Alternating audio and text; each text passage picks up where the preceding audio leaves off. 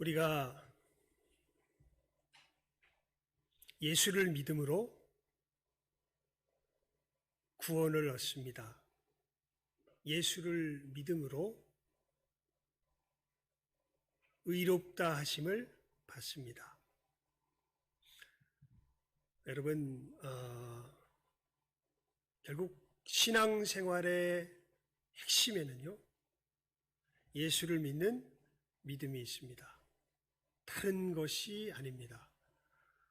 우리가 결국 성도들과 요즘 대신방도 하고, 또 서로 만나서 이야기도 하고, 예배 시간에 말씀도 증거하고, 성경도 읽고, 무슨 우리가 우리의 신앙과 관계된 일을 하게 될 때 결국 그 메시지의 최종 전달되는 내용은 예수를 믿으세요라는 이야기입니다. 다른 것이 없습니다.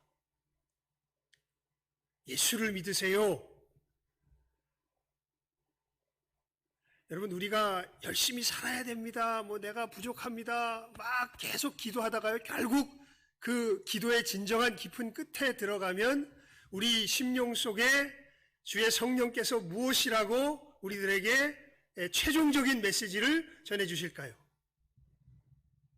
예수를 뭐해라? 믿어라. 예수를 믿어라. 그런 점에서 우리가 예수님을 믿는다 하는 것이 무엇인지를 우리가 바르게 알 필요가 있습니다. 도대체 뭘 하는 게 예수님을 믿는 것인가? 아까도 말씀드렸죠. 그거 여러분 깊이 한번 생각해 보셨습니까? 의롭다 하심을 받는다는 건요, 한마디로 말하면 당당해진다는 걸 말해요.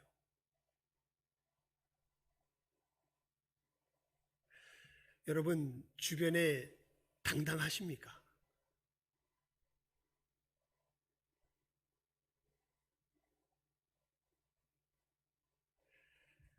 여러분의 치부가 있을 텐데요. 그 부끄러운 것이 발가 벗겨질 텐데 여러분 당당할 수 있겠습니까?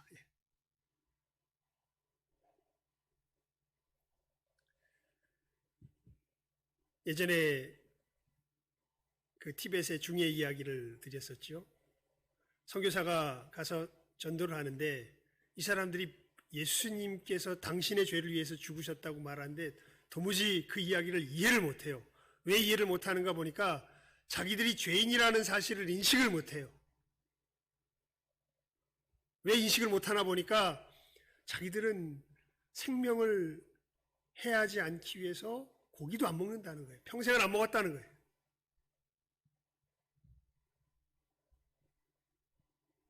그래서 선교사가 말없이 현미경에다가 물방울을 한 방울 딱 떨어뜨린 그 물방울을 현미경으로 그대로 보여줬다 그럽니다.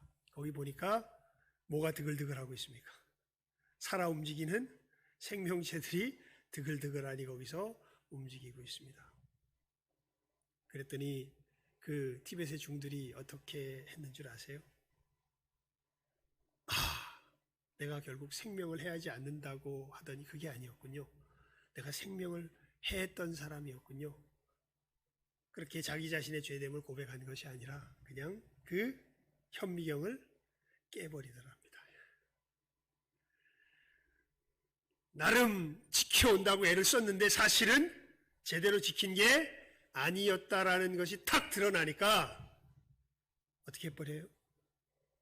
자기가 불리하다는 것을 인정하고 시인하는 것이 아니라 자기를 불의하다고 고발한 그것을 없애버리는 길을 택하는 거죠.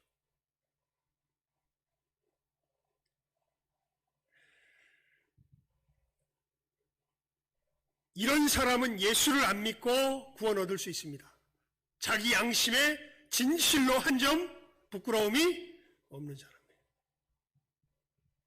자기 힘으로 자기 양심에 진실로 한 점 부끄러움이 없는 사람. 이 사람은 누구를 안 믿고 당당할 수 있어요.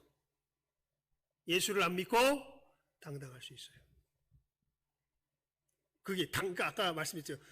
의롭다는 게 어떡한 것을 의롭다고 한다고요? 당당한. 누구 앞에서도 당당한 거예요.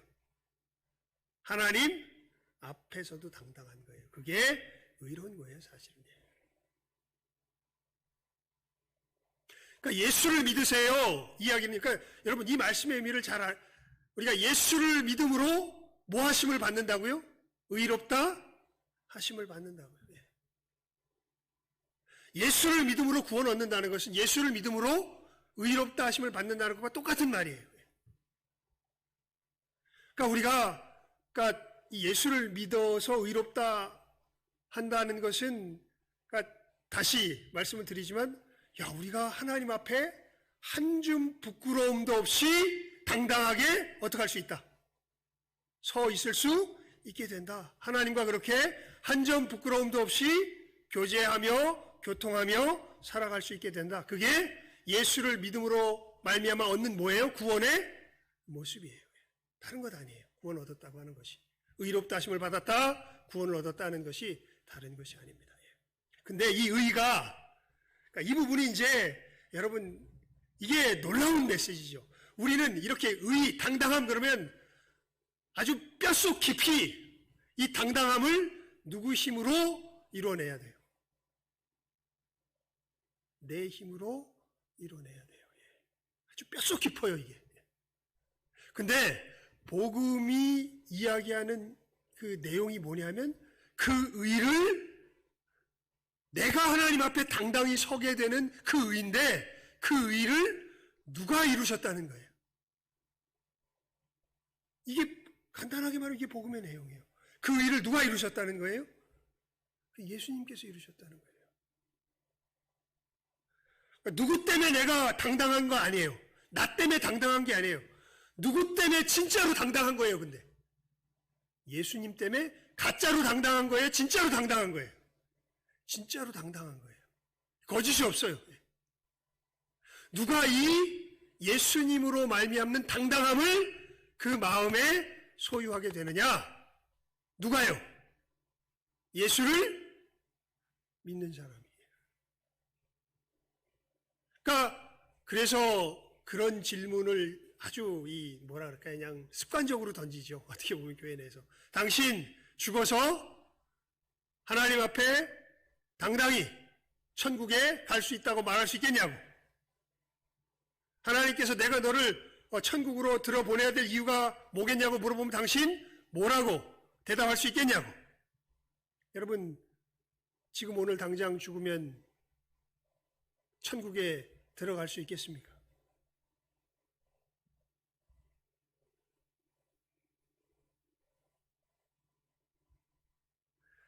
예수를 믿는 사람은 뭐라고 이야기할 수 있을까요? 들어갈 수 있다고 분명하게 이야기합니다. 자기 속에 부끄러움이 있어요, 없어요? 있어요. 근데도 이 사람은 놀랍게도 뭐라고 이야기할 수 있어요? 내가 어디 갈 수 있다고. 천국 갈 수 있다고.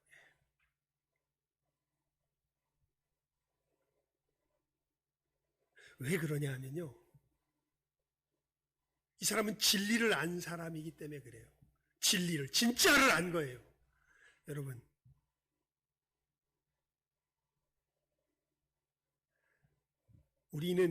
우리가 규정한 대로의 사람이 맞습니까? 여러분은 여러분이 자신하는 그 태도의 사람이 맞아요? 아니에요?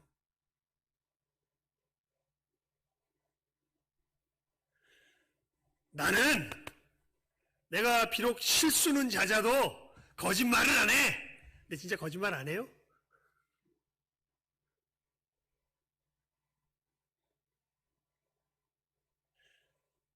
여러분, 우리 자신이 우리가 규정한 대로의 존재가 맞습니까? 아닙니까? 아니지요. 예레미야가 이야기합니다. 만물보다 심히 부패한 것이 사람의 마음이다. 지옥이 왜 지옥이 될까요? 여러분, 지옥은요 어떤 사람이 살아가는 곳이냐면요, 자기가 자기를 규정하며 살아가는 인간들이 존재들이 천사를 비롯해서 살아가는 곳이 거가 지옥이에요. 자기의 정체성이라 그러죠. 내가 누구인지, 내가 어떤 존재인지, 그거를 누가 정해요? 자기가 정해요.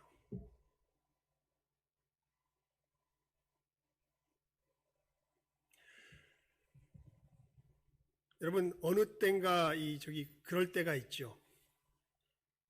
막 상황이 막 어려워져. 그래서 11조라도 땡겨서 써야 될 것 같아. 그때 하나님께서 특별히 이렇게 말씀하실 때가 있습니다. 그것은 내 거다. 나를 믿어라. 근데 내 생각이 더 세요. 하나님이 그렇게 말씀하시는데도 내 생각이 더 세. 그래가지고 아이 말이 되냐고. 지금 상황이 이런데 웃기는 소리 하지 말라고. 아니라고. 하나님도 안 된다고. 갖다 써요. 여러분, 그때 그 상황을 누가 정한 대로 받은 것이 아니라 누가 정한 대로 받은 게 돼요. 하나님이 정하신 대로 받은 게 아니라 누가 정한 대로 받은 게 돼요. 내가 정한 대로 받은 게 돼요.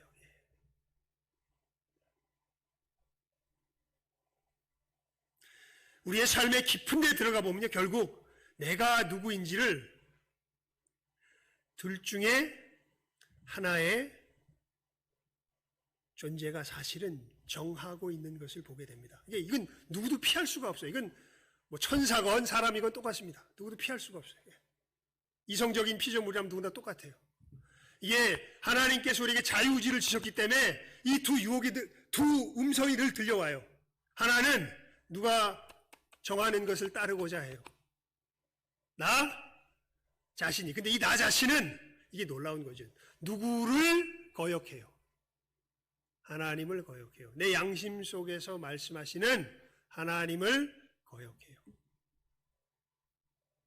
그렇게 내 삶의 상황을 규정하며 살아가고 내가 누구인지를 규정하며 살아가요. 하나님께서 말씀하시는 대로 규정하든지 아니면 내가 정한 대로 규정하든지. 그게 우리들이 살아가는 모습이죠. 여러분, 아까 말씀드렸죠. 예수를 믿는다는 것은 내가 어떤 존재인지를 이제 누가 규정하는 자가 된 거예요. 이게 어떻게 보면 예수 믿는다는 말의 핵심이에요. 내가 누구이며 내 상황이 어떠한지를 누가 규정하는 자가 된 거예요. 누가 규정하는 것이 아니라 누가 규정하는 자가 된 거예요. 내가 규정하는 것이 아니라 예수님께서 규정하신 자가 된 거예요. 이게 이해가 안 가요? 예수님을 모르는 사람이에요. 사도 바울이 이야기하죠. 내가 그리스도와 함께 십자가에 못 박혔나니 그런즉 이제는 내가 산 것이 아니 오직 내 안에 그리스도께서 사신 것이라. 내가 그리스도와 함께 십자가에 못 박혔나니 그런즉 이제는 누가 사는 것이 아니라 내가 사는 것이 아니라 오직 내 안에 누가 사신다고요? 그리스도께서 사신 것이라. 그러면서 이렇게 얘기를 해요. 그것이 뭘 의미하는지. 이제 내가 육체 가운데 사는 것은 나를 사랑하사 나를 위하여 자기 몸을 버리신 하나님의 아들을 믿는 뭐 안에서? 믿음 안에서. 왜 그러냐 하면 이 육체의 옛 습관이 남아있어가지고 계속해서 내가 누구며 상황이 어떠한지를 계속해서 누가 규정하려고 그래요? 내가 규정하려고 그래요. 그런데 이제는 예수 안에서 새로운 피조물이 돼서 이제는 그것이 진짜가 아니라는 건 예수님께서 말씀하시는 내가 진짜 나고 예수님께서 말씀하시는 상황이 진짜 상황이라는 것을 이제는 뭐 하면서 살아간다고요? 믿으면서 살아간다고요.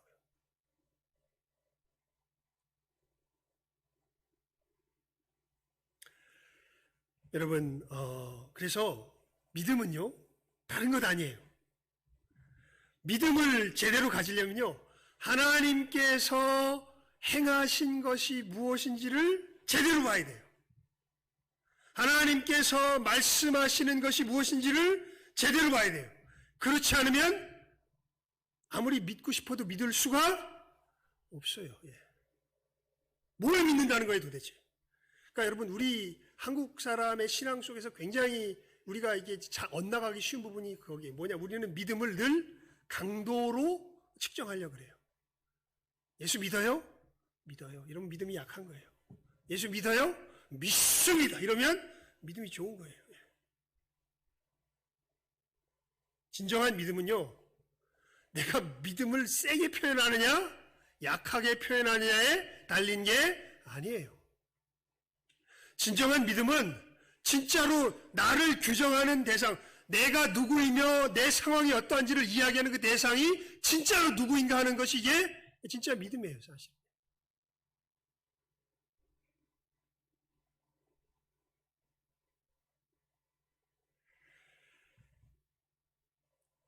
여러분, 성경이 우리들에게 놀라운 것을 이야기합니다. 그러니까 주님께서 우리에게 놀라운 것을 이야기해요. 오늘 말씀해 보면 그 하나님께서 행하신 것, 이것을 제대로, 그러니까 미리 답을 이야기할게요. 괜히 돌려 말하면 또 헷갈리니까. 결국 믿음은 뭐냐면요, 하나님께서 예수 안에서 우리들에게 행하신 것을 그냥 그대로 받아들이는 게 믿음이에요. 다른 거 아니에요. 먼저 우리들에게 너무 뼈아픈 사실을 알려주세요. 오늘 말씀의 사실은 그 뼈아픈 사실이 조금 완곡하게 표현이 되어 있는데요. 사랑은 여기 있으니 우리가 하나님을 사랑한 것이 아니에요. 이거 굉장히 돌려서 말하는 거예요. 사실은 우리는 하나님을 사랑하지 않는 게 아니라 뭐 할까요? 증오하고 저주합니다. 원수로 삼아 있어요. 여러분 아까 말씀드렸죠. 나 그런 적 없는데 그 사람이 제일 증오하고 저주하고 있는 사람이에요. 하나님은. 나 그런 적 없어. 예. 나는 안 그래. 무슨 소리야. 괜히 생사람 잡지 마. 그런 사람이 사실은 그 심취에 들어가면 가장 하나님을 증오하고 뭐하고 있는 존재일까요? 저주하고 있는 존재예요. 예. 왜요? 아까도 그랬죠. 여러분, 우리의 존재가 누구며 우리의 상황이 어떠한 것인지를 누가 유일하게 참된 것을 말해줄 수 있을까요? 그분은 하나님이세요. 누가 아니에요? 내가 아니에요. 근데 나 하나님에 대한 아예 인식조차 없는 사람 치고 그 모든 상황을 아주 순수하고 철저하게 누구랑 상관없이 누가 정하고 살아가고 있어요. 하나님과 상관없이. 서로 가끔 하나님의 음성이 슬그머니 들릴 때가 있어요. 정말 가끔 들려요. 내 주변에 하나님의 사람들을 통해서 혹은 상황을 통해서 양심을 통하여서 가끔 하나님께서 말씀하시는 소리가 들려와요. 그럼 어떻게 할까요? 그건 말이 안 돼. 이성적으로 말이 안 되잖아?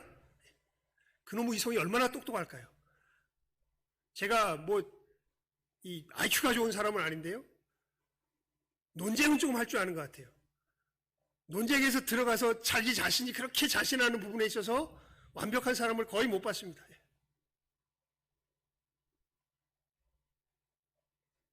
남들보다 조금 그저 그거 하면 지가 잘난 줄 알고 자기 주변에 뭐가 없으면 잘난 줄 아는데 삶을 살아보면 알죠. 자기가 그렇지 않다. 근데 그걸 포기하기가 너무 싫어요. 근데 그 포기하기를 싫어하는 것 자체가 하나님의 자리에 누가 앉겠다는 그런 태도예요. 내가 앉겠다는 그런 태도예요, 사실은. 그래서 사실 우리는 하나님을 사랑하지 않는 게 아니라 하나님을 뭐로 삼고 살아가고 있어요? 원수로 삼고 살아가고 있어요. 그래서 여러분, 그러니까 이 부분은 제가 늘 설교 시간에 정말 여러분들이 이것을 깨달아 알기를 원해서 애타는 마음으로 늘 강조해서 증거하죠. 여러분, 우리가 하나님을 죽이려고 하는 존재들입니다. 아무리 주변에 이렇게 여러분들이 스스로를 그럴듯하게 생각해도요, 여러분의 상황을 여러분들이 규정하고 있고 여러분이 누구인지를 여러분이 규정하는 그 자리를 여러분들이 너무도 굳게 붙들고 있다면 여러분 누구를 죽이고 있는 존재인 거예요. 하나님을 죽이고 있는 존재인 거예요, 사실은.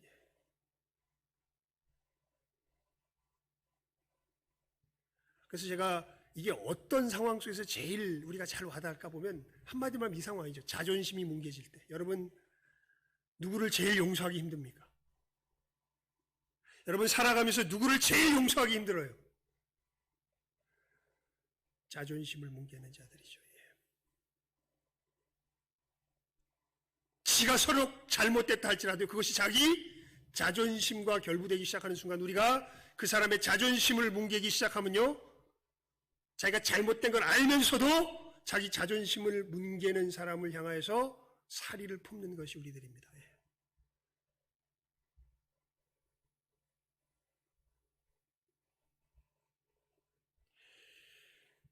우리가 이렇게 하나님과 원수가 되어 있고 이렇게 하나님을 멸시하고 하나님을 죽이려고 하는데, 여러분, 우리가 이렇게 하나님을 버렸는데 사실은 하나님은 하나님이시거든요. 하나님 그냥 대우받기 원하셔서 그런 게 아니라 그냥 하나님은 진리 자체시거든요.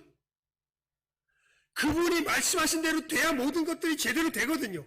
그 위치에 계신 분이 하나님이시거든요. 하나님은 진정한 왕의 왕이시거든요. 근데 우리는 그게 인정하기가 싫어요. 왜 꼭 그래야 되냐고. 내가 하는 대로 하면 좀 안 되냐고. 내가 보기엔 이게 더 옳아 보이는데, 내가 보기엔 이게 더 바라 보이는데, 내가 보기엔 이게 더 나를 기쁘게 할 것 같은데 왜 말도 안 되는 소리 하지 말라고. 당신이 하나님은 하나님이 뭐 다냐고. 내가 볼 때는 아니라고. 나를 설득시키라고. 분명히 양심 속에 자기의 부당함과 자기의 부족함을 하나님께서 너무 세게 말하면 이 기절하고 이 혼절할까봐 살살 말씀해 주시는데도 살살 이야기하면 이야기할수록 더 기고만장해서 더 교만해져서 그것을 주장하는 것이 우리들의 모습이죠. 우리는 하나님을 사랑하지 않습니다.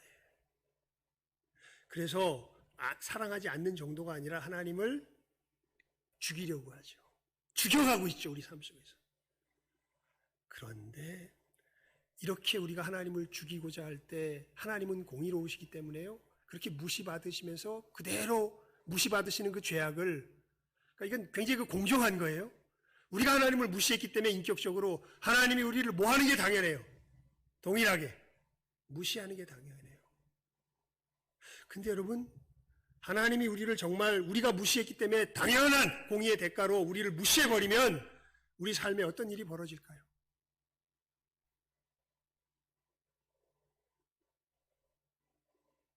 그게 로마서 1장 우리가 19절부터 해가지고 32절까지인가요? 거기 나와 있는 거죠. 삶이 엉망이 되어져 버립니다.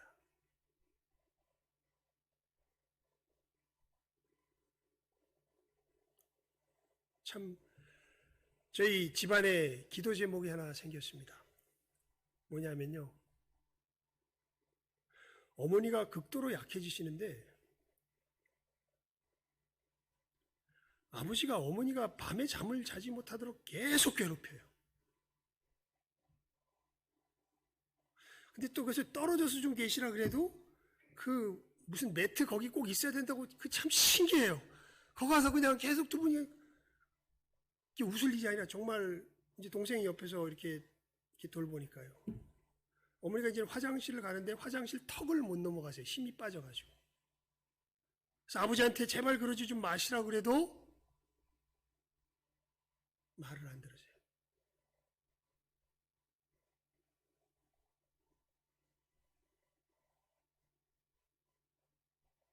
오히려 화를 내십니다.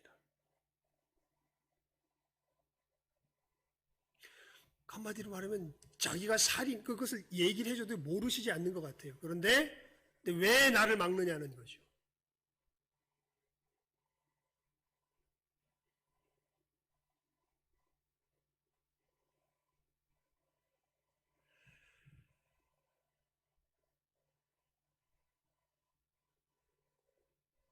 이렇게 악하면 당연히 뛰어나야 되겠죠. 그게 우리들의 누구를 향한 모습일까요? 제가 비록 어떤 우리 집안의 상황을 들어서 이야기를 드렸지만 이게 우리들의 누구를 향한 모습일까요? 누구도 예외 없는 하나님을 향한 우리들의 모습이죠. 우리가 당연히 하나님의 공의 앞에 우리가 하나님을 이렇게 버리듯이 우리의 멋대로 나가듯이 우리가 하나님께 버림받는 것은 당연해요? 당연하지 않아요? 당연해요. 그렇게 될 때 우리의 인생은 그렇게 변해가요. 평생을 같이 했던 아내가 죽든지 말든지 힘들어하든지 말든지 아무리 이 아들 녀석이 옆에서 이야기를 해도 들려지지가 않아요. 그렇게 변해가요 우리가. 누가 버리기 시작하면, 누구에게 그 영역에서 버림받기 시작하면, 하나님께 버림받기 시작하면 그렇게 변해가요. 여러분, 결국 나이가 들면서 우리가 취해지는 모습들을 볼 때요, 이게 무엇을 우리가 그걸 통해서 깨달을 수 있는 지혜가 있으면 참 좋겠냐면, 하나님께 버림받는다는 것이 무엇인지 그것에서 깨달을 수 있는 지혜가 있으면 참 좋겠어요. 여러분, 나이가 들수록 뭐가 굉장히 세집니까? 자기 고집이 세지죠. 예수님을 아는 사람들은요, 그러니까 예수를 알아도 고집이 세져요. 그것을 뭐 할 줄 알아요? 경계할 줄 알아요. 은혜를 구할 줄 알아요. 그런데 예수를 모르면 어떻게 될까요? 그럼 뭐 속에서 이제 완전히 허물어져 내려갈까요? 자기 고집 속에서 허물어져. 그것을 우리가 보통 뭐 들었다 그래요? 뭐 들었다 그러죠 우리가. 자기 고집 속에서 허물어져 가버려요. 여러분, 그런데 하나님께서 그런 우리를 그대로 내버려 두지 않으시고요, 하나님이 우리를 다시 회복시키시는 그 일을 행하셨다는 거예요. 우리 스스로는요, 이렇게 하나님을 버렸기 때문에 이렇게 멸망해 갈 수밖에 없어요. 그런데 하나님께서 그런 우리를 당연히 버려서 우리가 하나님을 그렇게 원수 삼았기 때문에 하나님이 우리를 버리는 것이 너무도 공의로운 일이고 당연한 일인데, 그렇게 우리를 버리시는 것이 아니라 오히려 하나님이, 우리 그냥 성경 찾으면 힘드니까요, 로마서 5장 우리 7절에서 8절 한번 화면에 비춰주시겠습니까? 로마서 5장 7절에서 8절입니다. 로마서 5장 7절에서 8절.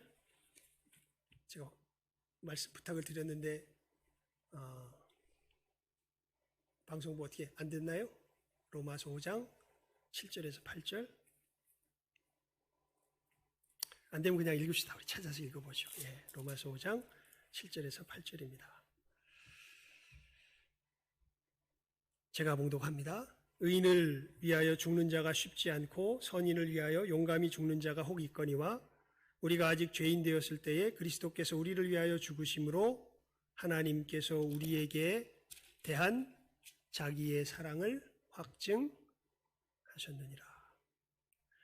그러니까 여러분, 이게 놀라운 일이 벌어진 게요, 사실은 하나님이 우리가 하나님을 멸시하며 죽였듯이 하나님도 우리를 완전히 내팽개쳐서 죽이시는 것이, 그것이 정의로운 일이에요. 사실은 처벌을 받는 것이 그렇게 정의로운 일인데, 하나님께서는 그리고 우리들의 죄를 향해서 그렇게 처벌하실 수밖에 없는 분이 하나님이세요. 공의로우시기 때문에. 그런데 그 하나님이 놀랍게 우리를 처벌하신 것이 아니라 어떤 일을 행하셨냐면, 우리를 사랑하셨는데, 그 사랑이 뭘 의미하냐면요, 사도행전 20장 28절에 아마 가장 이것이 무엇인지를 우리가 감각적으로 느낄 수 있게 표현을 해줍니다. 사도행전 20장 28절 한번 펴보시기 바랍니다. 사도행전 20장 28절입니다. 사도행전 20장 28절 말씀이에요. 제가 봉독하겠습니다. 못 찾으셨으면 그냥 보십시오. 그냥 제가 읽는 말씀을 들으십시오. 너희는 자기를 위하여 또는 온 양떼를 위하여 삼가라. 성령이 저들 가운데 너희로 감독자를 삼고 하나님이 자기 피로 사신 교회를 치게 하셨느니라. 아멘. 여러분, 여기 말씀해 보면 하나님이 무엇으로 사셨다고 표현되어 있습니까? 자기 피로 사셨다, 이렇게 표현되어 있습니다. 그러니까 하나님께서 우리를 구원하신 역사는요, 하나님이 자기, 성경에서 피는 생명이에요. 자기 생명을 모해서 우리를 구원하셨다는 거예요. 희생해서 우리를 구원하셨다고 말씀하고 계시는 겁니다. 예수님께서 십자가를 지신 사건, 예수님께서 우리의 화목제물이 되신 사건은요, 하나님께서 무엇을 희생하신 사건이라는 거예요? 자기 생명을 희생하신 사건이라는 거예요. 죄인된 우리가 하나님 앞에 의롭다 하심을 받기 위해서는요, 누구의 희생이 필요했던 거예요? 하나님의 희생이 필요했던 거예요. 하나님, 그 공의의 하나님이 당연히 죄인이 죽어 마땅해서 형벌을 내리셔야 할 그 하나님이신데, 하나님께서 오히려 자기를 희생해서 공의로우시기 때문에 이 처벌되지 않고선 이게 해결이 안 되거든요. 그러니까 자기를 보내셔서, 자기 아들을 보내셔서 그 아들이 우리와 하나가 되셔가지고 그 아들이 그 처벌을 대신 받으시고 그 아들이 우리의 의가 되셔서 당당함이 되셔서 우리를 다시금 하나님의 형상으로 회복시키시는 그 놀라운 일을 하나님께서 행하신 것이죠. 십자가 위에서. 여러분, 다시 말씀드립니다. 예수를 믿는다는 것은 하나님께서 행하신 일을 그냥 어떻게 하면 돼요? 그대로 받으면 돼요.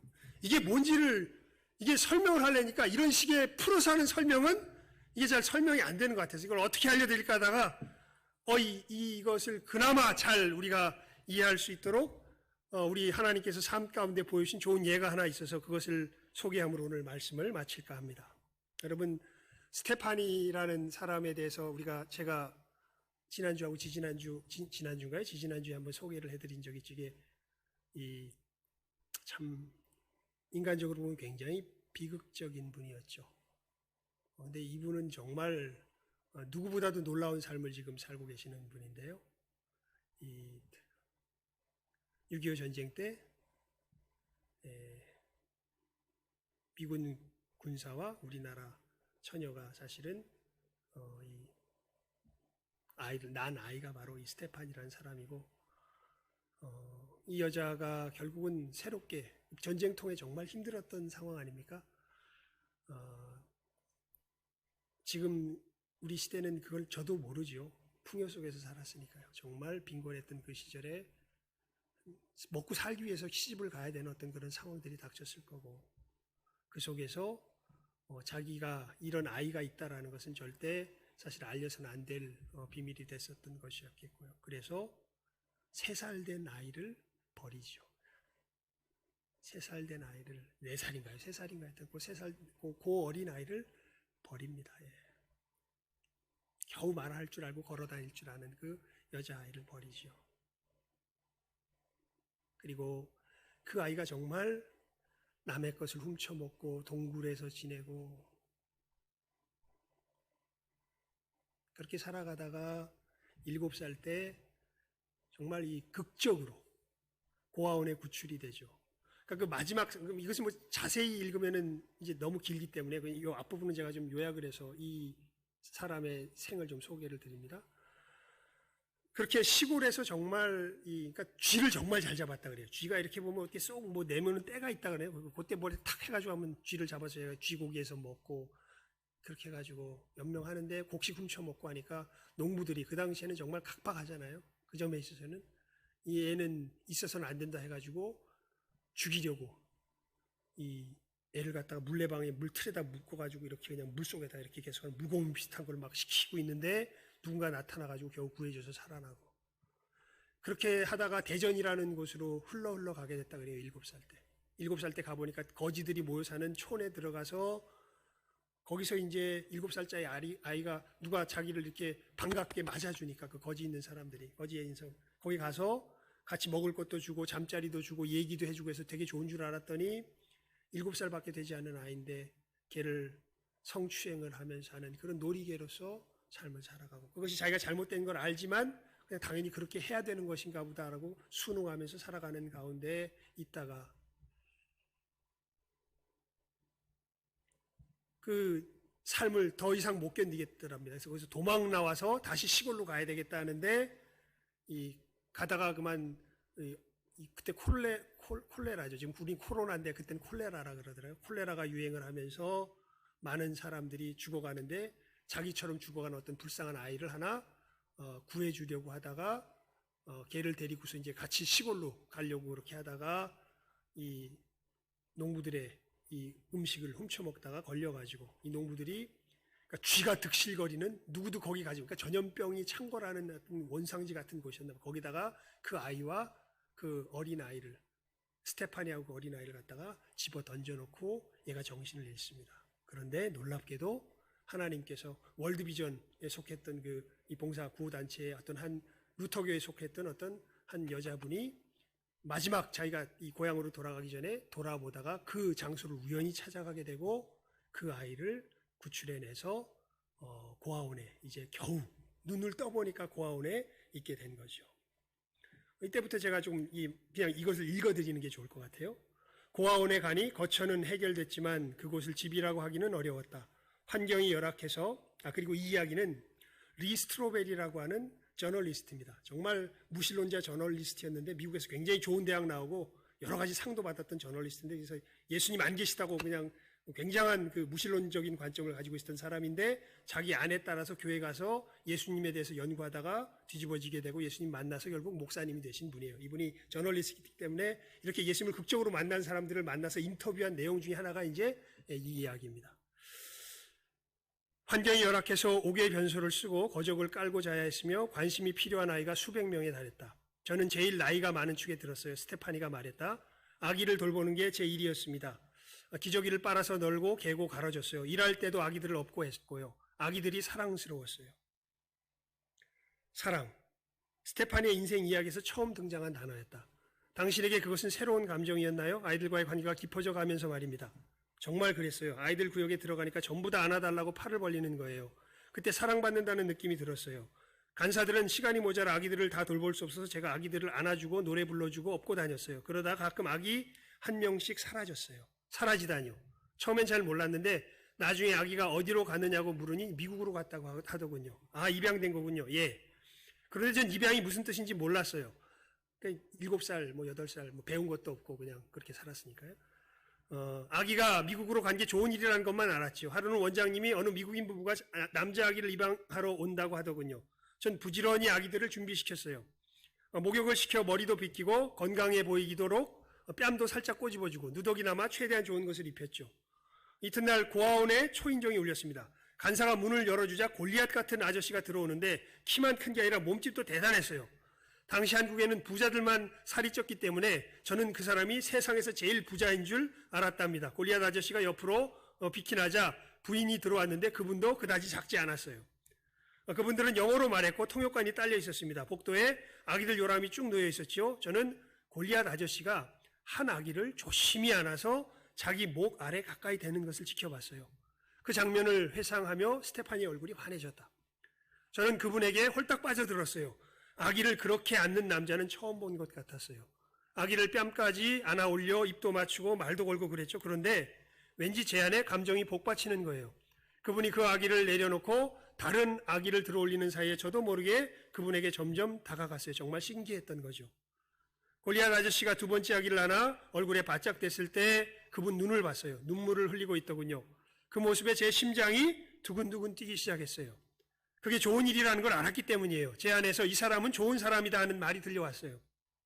그분은 그 아기도 내려놓고 세 번째 아기에게도 똑같이 했습니다. 그런데 그때 그분이 곁눈질로 저를 봤어요. 그리고 아기를 조심스럽게 내려놓더니 제 쪽을 보는 거예요. 저는 슬슬 뒷걸음질해서 물러났죠. 그때 당신의 모습은 어땠습니까? 9살 때쯤이었어요. 고아원에 있은 지 2년이나 되었는데도 몸은 여전히 불결했어요. 특히 팔꿈치와 무릎에 있는 때는 아무리 씻어도 벗겨지지 않을 것 같았고요. 머리에는 이가 득실거려 온통 허옇게 변했고 뱃속에 들끓던 회충들은 배가 고프면 목구멍으로 기어나왔어요. 눈동자는 초점으로 흐리멍텅했고 실제로도 앞이 잘 보이지 않았어요. 아마 영양실조 때문이었을 겁니다. 얼굴에는 아무런 표정이 없었고 삐쩍 말라서 몸무게가 15kg도 되지 않았어요. 온몸에는 종기가 났고 얼굴도 흉터투성이었지요. 그런데도 그분은 제게 다가와 최대한 몸을 낮춰서 구부리고 앉더니 제 눈을 똑바로 바라보셨습니다. 그리고 그 큰 손을 내밀어 제 얼굴에 댔어요. 이렇게 말이죠. 스테파니는 눈을 감고 자기 손으로 가만히 동적을 지어 보였다. 그 손이 정말 따뜻하고 푸근하게 느껴졌어요. 그분은 제 얼굴을 가만히 어루만져 주셨어요. 나는 황홀했고 내가 그토록 찾던 은혜의 초상이 바로 눈앞에 나는 황홀했다. 그러니까 여기서 나는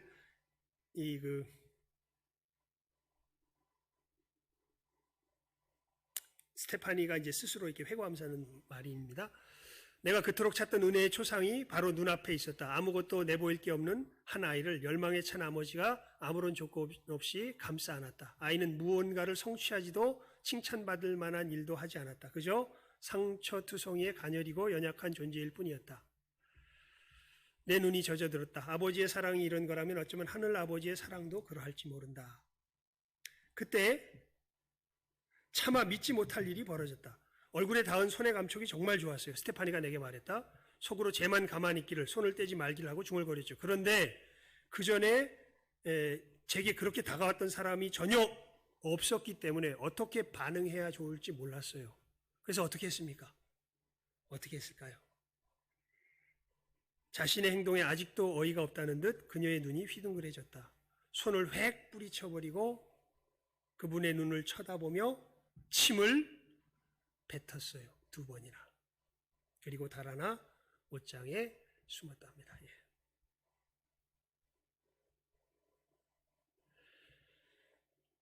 침을 뱉다니 내 머리가 어찌해졌다. 은혜가 그녀에게 기회의 문을 활짝 열어줬다.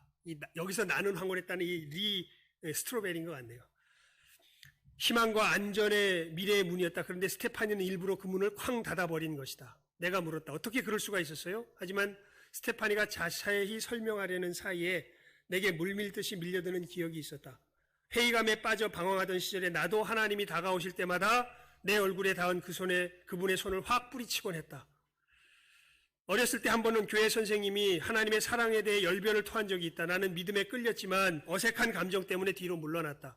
또 한 번은 친구 결혼식에서 목사님이 결혼 생활을 그리스도 중심으로 가꿔야 한다고 역설했는데 호기심이 일었으나 곧 바쁜 직장 생활, 영적 호기심의 싹을 짓밟아버렸다.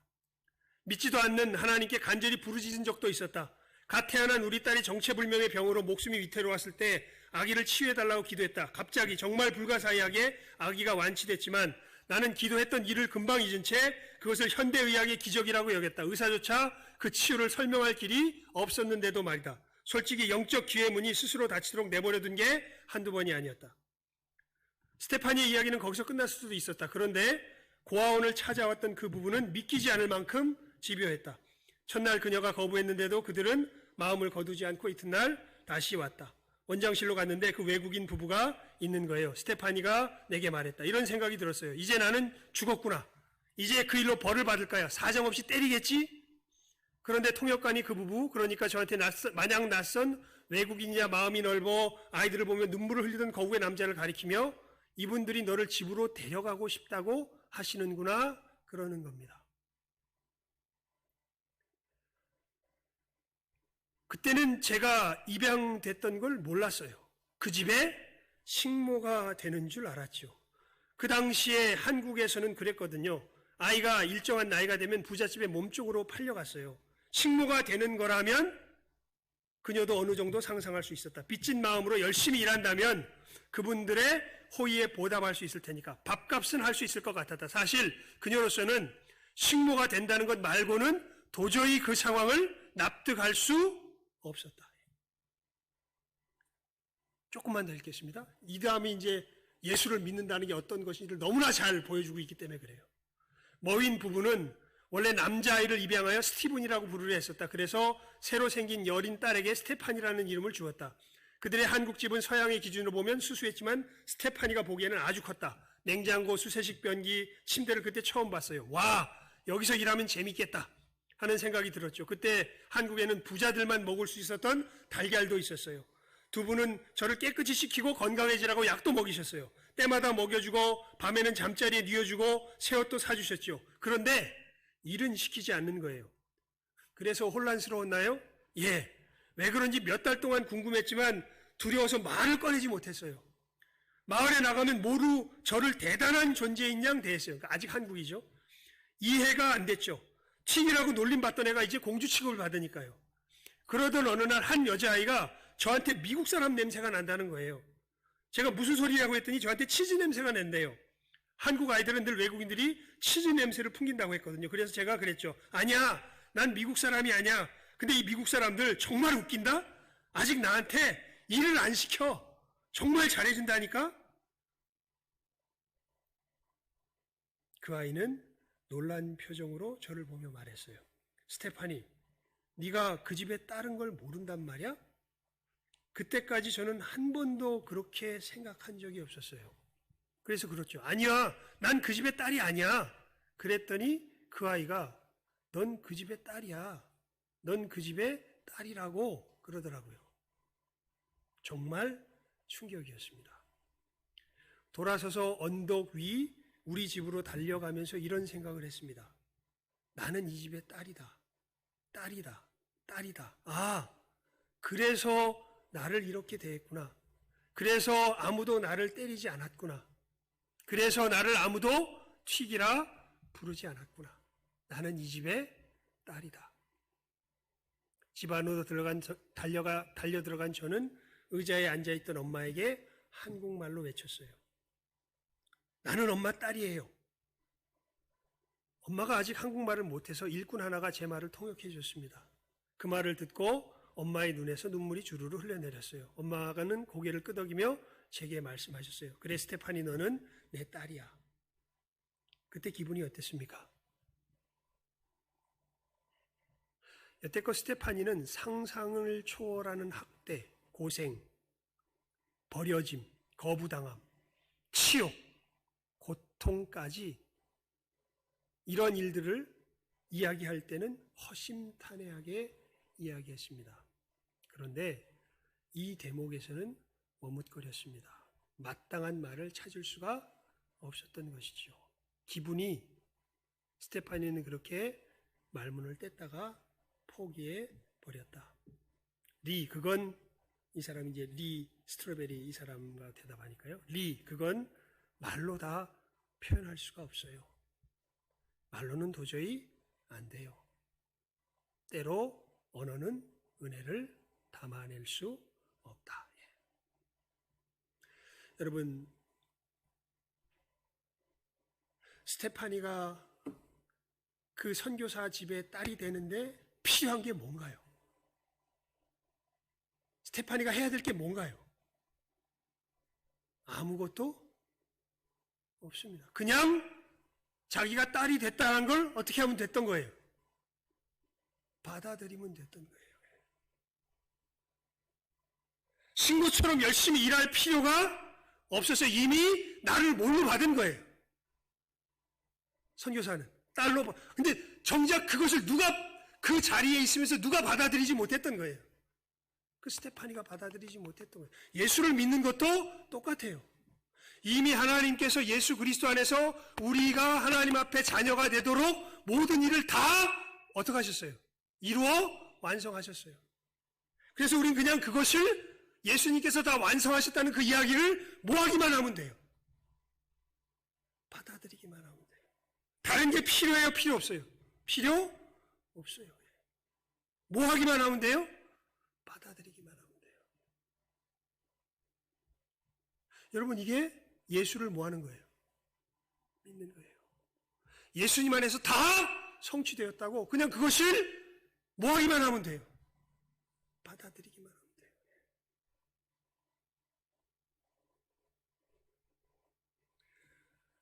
예수님께서 십자가에 죽으시고 부활하심으로 내 죄값을 다 치르시고 나를 하나님 앞에 의로운 존재가 되게 하셨다고 그 일을 행하셨다는 걸 그저 뭐 하기만 하면 돼요?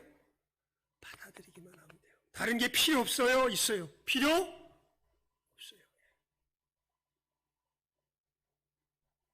여러분, 이렇게 예수님을 받아들일 수 있는 귀한 은혜가 우리 모두에게 있기를 주님의 이름으로 축원을 드립니다. 기도하겠습니다. 하나님 아버지, 저희들이 이 시간 하나님께서 십자가 위에서 나타내신 그 사랑을 그저 우리가 받아들이는 것이 그것이 바로 믿음인 것을 오늘 말씀을 통하여서 함께 나누었습니다. 하나님이 우리를 사랑하셨습니다.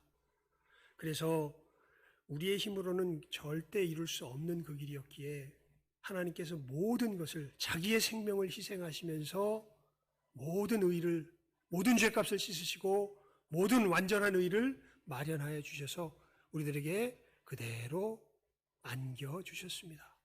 우리가 할 일은 그저 안겨주시는 그 손길을 거부하지 않고 그대로 받아들이는 것뿐임을 하나님이 오늘 이 시간 우리 귀한 이 말씀을 듣는 영혼들 깨달아 하는 은혜가 있게 하여 주시옵소서. 내가 뭘 식모처럼 열심히 일해서 인정받는 것이 아니라 이미 하나님께서 예수 그리스도 안에서 다 행하셨기에 나는 그저 받아들이기만 하면 된다는 이 놀라운 복음의 진리를 바르게 깨달아 하는 귀한 우리 영혼들 되게 하여 주시옵소서. 이 가운데 진정한 의의 회복이, 진정한 사랑의 회복이, 진정한 평강이 우리들 가운데 임하게 되는 것을 경험하며 이 믿음 속에서 누리며 나아갈 줄 아는 진정한 예수의 사람들 우리가 모두가 되게 하여 주시기를 간절히 바라옵고 소원하오며 모든 것 예수님의 이름으로 기도드리옵나이다. 아멘.